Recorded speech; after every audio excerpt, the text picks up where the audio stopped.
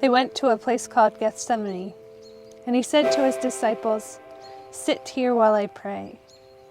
He took with him Peter and James and John and began to be distressed and agitated.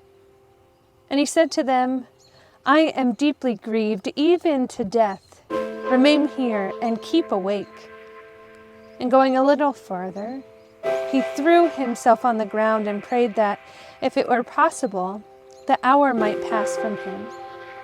He said, "Abba, Father, for you all things are possible.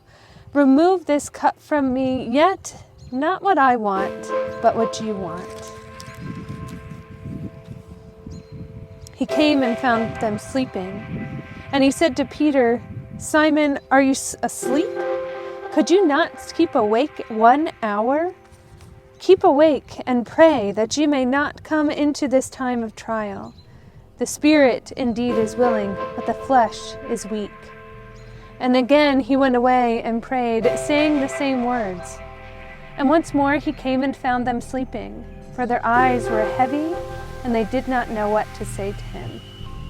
He came a third time and said to them, "Are you still sleeping and taking your rest? Enough! The hour has come. The Son of Man is betrayed into the hands of sinners. Get up, let us be going. See, my betrayer is at hand." Immediately, while he was still speaking, Judas, one of the 12, arrived, and with him there was a crowd with swords and clubs from the chief priests, the scribes, and the elders. Now the betrayer had given them a sign, saying, "The one I will kiss is the man. Arrest him and lead him away under guard." So when he came, he went up to him at once and said, "Rabbi," and kissed him. Then they laid hands on him and arrested him. But one of those who stood near drew his sword and struck the slave of the high priest, cutting off his ear. Then Jesus said to them, "Have you come out with swords and clubs to arrest me as though I were a bandit? Day after day I was with you in the temple, teaching, and you did not arrest me. But let the scriptures be fulfilled." All of them deserted him and fled. A certain young man was following him, wearing nothing but a linen cloth. They caught hold of him, but he left the linen cloth and ran off naked. They took Jesus to the high priest, and all the chief priests, the elders, and the scribes were assembled. Peter had followed him at a distance, right into the courtyard of the high priest, and he was sitting with the guards, warming himself at the fire. Now the chief priests and the whole council were looking for testimony against Jesus to put him to death, but they found none. For many gave false testimony against him, and their testimony did not agree. Some stood up and gave false testimony against him, saying, "We heard him say, 'I will destroy this temple that is made with hands, and in 3 days I will build another, not made with hands.'" But even on this point their testimony did not agree. Then the high priest stood up before them and asked Jesus, "Have you no answer? What is it that they testify against you?" But he was silent and did not answer. Again the high priest asked him, "Are you the Messiah, the Son of the Blessed One?" Jesus said, "I am. And you will see the Son of Man seated at the right hand of the power, and coming with the clouds of heaven." Then the high priest tore his clothes and said, "Why do we still need witnesses? You have heard his blasphemy. What is your decision?" All of them condemned him as deserving death. Some began to spit on him, to blindfold him, and to strike him, saying, "Prophesy." The guards also took him over and beat him. While Peter was below in the courtyard, one of the servant girls of the high priest came by. When she saw Peter warming himself, she stared at him and said, "You also were with Jesus, the man from Nazareth." But he denied it, saying, "I do not know or understand what you are talking about." And he went out into the forecourt. Then the cock crowed. And the servant girl, on seeing him, began to say to the bystanders, "This man is one of them." But again he denied it. Then after a little while the bystanders again said to Peter, "Certainly you are one of them, for you are Galilean." but he began to curse. And he swore an oath, "I do not know this man you are talking about."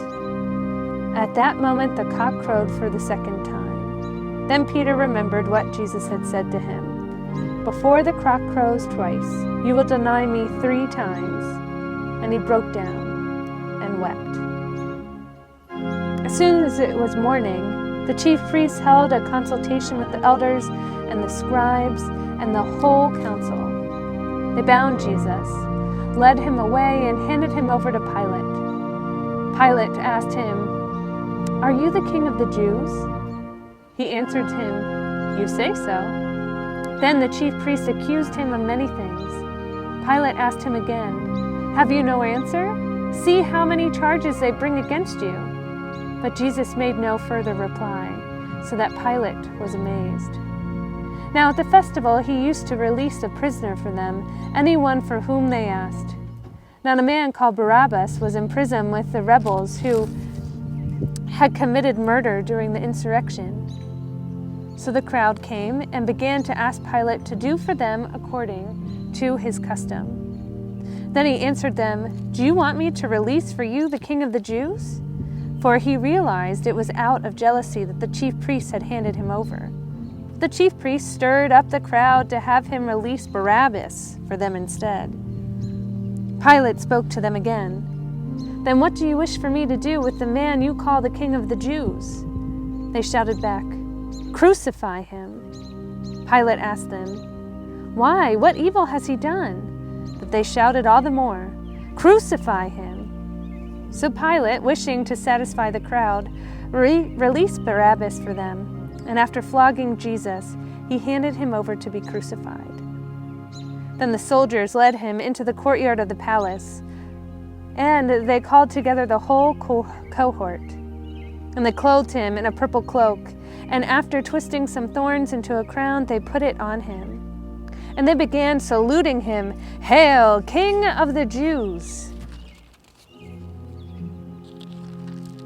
They struck his head with a reed, spat on him, and knelt down in homage to him. After mocking him, they stripped him of the purple cloak and put his own clothes on him. Then they led him out to crucify him. They compelled a passerby who was coming in from the country to carry his cross. It was Simon of Cyrene, the father of Alexander and Rufus. Then they brought Jesus to the place called Golgotha, which means the place of a skull. And they'd offered him wine mixed with myrrh, but he did not take it. And they crucified him, and divided his clothes among them, casting lots to decide what each should take. It was 9 o'clock in the morning when they crucified him. The inscription of the charge against him read, "The King of the Jews." And with him they crucified 2 bandits, one on his right and one on his left. Those who passed by derided him, shaking their heads and saying, "Aha! You who would destroy the temple and build it in 3 days, save yourself and come down from the cross."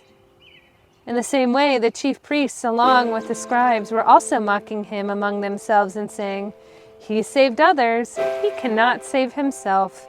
Let the Messiah, the King of Israel, come down from the cross now, so that we may see and believe." Those who were crucified with him also taunted him. When it was noon, darkness came over the whole land until 3 in the afternoon. At 3 o'clock, Jesus cried out with a loud voice, my God, why have you forsaken me?"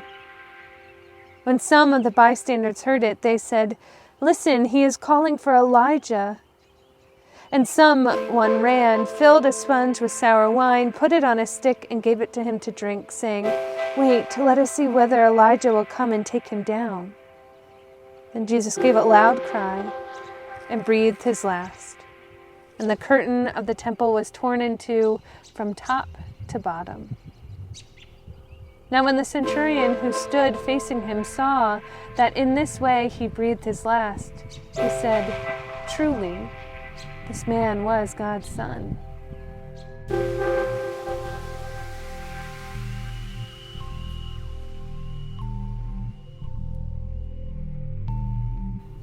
When evening had come, and since it was the day of preparation, that is, the day before the Sabbath, Joseph, a respected member of the council, who was also himself waiting expectantly for the kingdom of God, went boldly to Pilate and asked for the body of Jesus.